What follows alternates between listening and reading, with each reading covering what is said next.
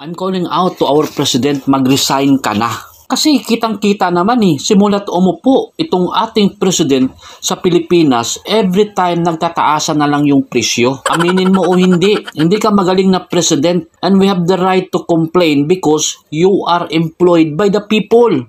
Sayang lang yung milyon-milyon na sweldo namin sa inyo, tapos ganito lang, basta lang kami papatayin sa mga public servant, gugulatin, tutukan ng baril due to negligence of your men, napatay sila at wala kang action. Supposed to be, you are a commander-in-chief. Dapat umaksyon ka agad.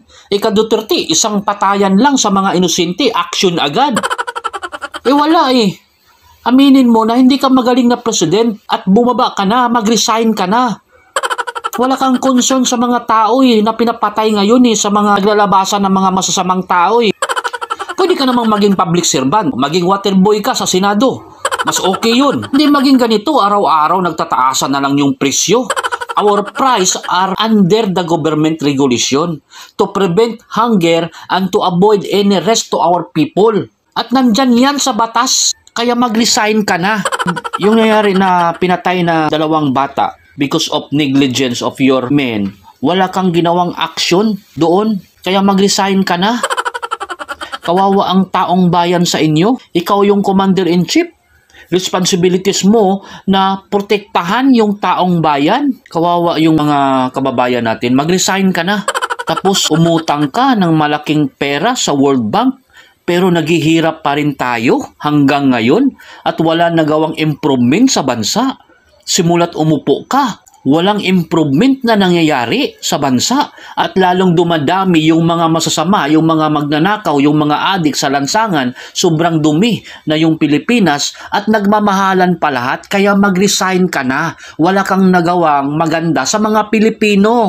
Si Digong, yung balitaan ni Digong na may pinatay na inusinting tao, lumabas agad, gumawa ng report at talagang pinoprotektahan niya yung taong bayan. Ganon ang mabuting president. Kaya step down ka na, mag-resign ka na dahil hindi ka magaling na president.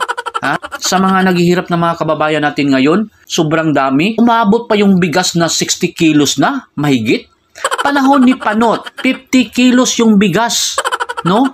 Pero sa panahon ni Digong, nababa niya yun, naging 40 pesos. Ganon ang totoong may malasakit at magaling at the best president. Kaya ikaw, bumaba ka na dahil hindi ka magaling na president. Hindi mo na-prevent yung crime, hindi mo na-protektahan yung tao, at hindi mo na-prevent yung poverty sa ating bansa despite of all the donation and the debate that you have it right now. Diyan na lahat ng pera. Ginagamit mo yung pera ng mga taong bayan, pera ng mga mahihirap.